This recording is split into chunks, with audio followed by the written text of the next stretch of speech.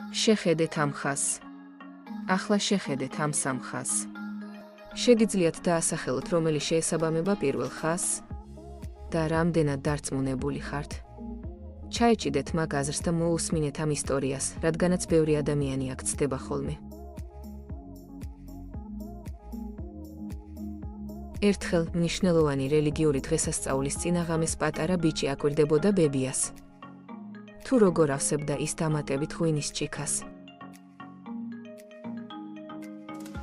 როცა ბიჭმა იკითხა ეს ჭიქავისთვისაა, ბებიამ უპასუხა, რომ ის წინასწარმეტყველისაა. ბიჭმა არ დაიჯერა, რის გამოც ბებიამ ისმა დაავალა, რომ ჭიქას კარგად დაკვირვებოდა. მოლოდინებით ახსავსე ბიჭი უცქეროდა ჭიქას და უცაბედად მან იფიქრა, რომ დაინახა როგორ დაიწია ღვინის დონემ. სულ ოდნავ. 1951 წელს ეს პატარა ბიჭი გახდა პიონერი სოციალურ ფსიქოლოგიაში. მას სურდა გაეგო სინამდვილეში რა მოხდა ამ საბედისწერო ღამეს. ღვინის დონემ მართლაც დაიწია, თუ ეს მას დააჯერეს ასე.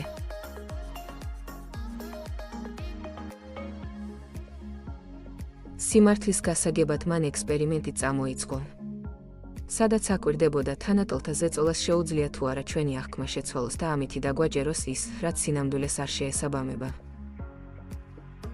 სოლომონ აშის კონფორმულობის ექსპერიმენტის ცდის პირებს 123 თეთრკანიანი მამაკაცი წარმოადგენდა, ვისაც უთხრეს, რომ ვიზუალური განსჯის ექსპერიმენტში მონაწილეობდნენ.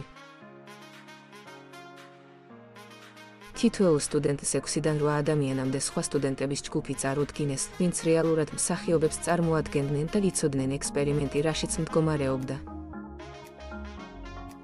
შემდეგ ჯგუფი ერთად შეკრიბეს და ორი სურათი აჩვენეს, ერთზე ერთი მეორზე კი სამი ხაზით. შემდეგ თითოეულ მათგანს ჰკითხეს მეორე სურათის რომელი ხაზი შეესაბამება პირველი სურათისას.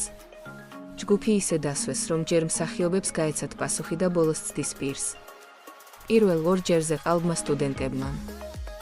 ასევე ცნობილებმა, როგორც თანაძრახველები სწორად უპასუხეს დასმულ შეკითხვას და უდანაშაულო სტუდენტმა, ცნობილმა როგორც ცდის პირი, უბრალოდ დაასახელა რაც მისთვის რეალობას შეესაბამებოდა.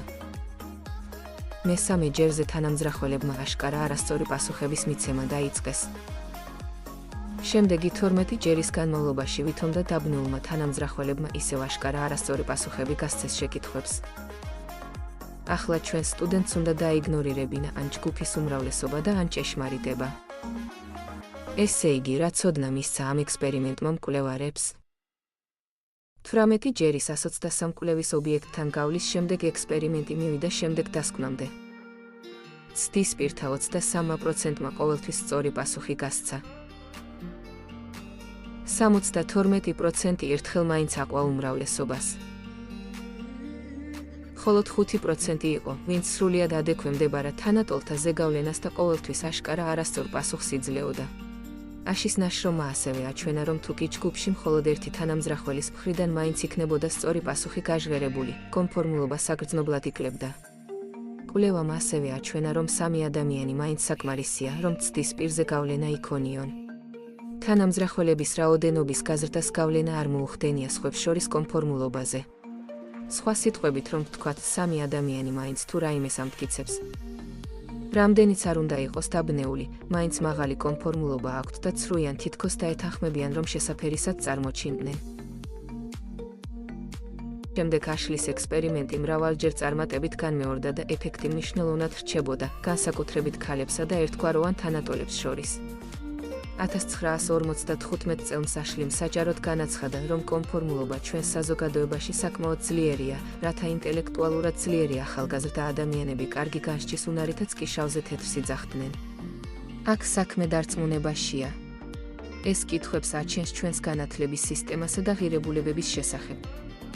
რაც ჩვენს ქცევას განსაზღვრავს, თქვენ როგორ ფიქრობთ, იქნებოდით კონფორმული თუ ჭეშმარიტებას შეინარჩუნებდით? აშის ეფექტს თქვენ თუ ამჩნევთ ყოველდღიურ ცხოვრებასა და სოციალურ ქსელში. და ჩვენ, როგორც ზრდასრულებსა და განმანათლებლებს რისი გაკეთება შეგვიძლია, რომ ბავშვებს თავის აწევა და სიმართლის საუბარი ვასწავლოთ. გაგვიზიარეთ თქვენი აზრი კომენტარებში. ვიდეოს ტექსტი თარგმნა ლიზი მეჟდოიანმა და განხმოვანებულია Microsoft-ის ამეტყველებლის მიერ.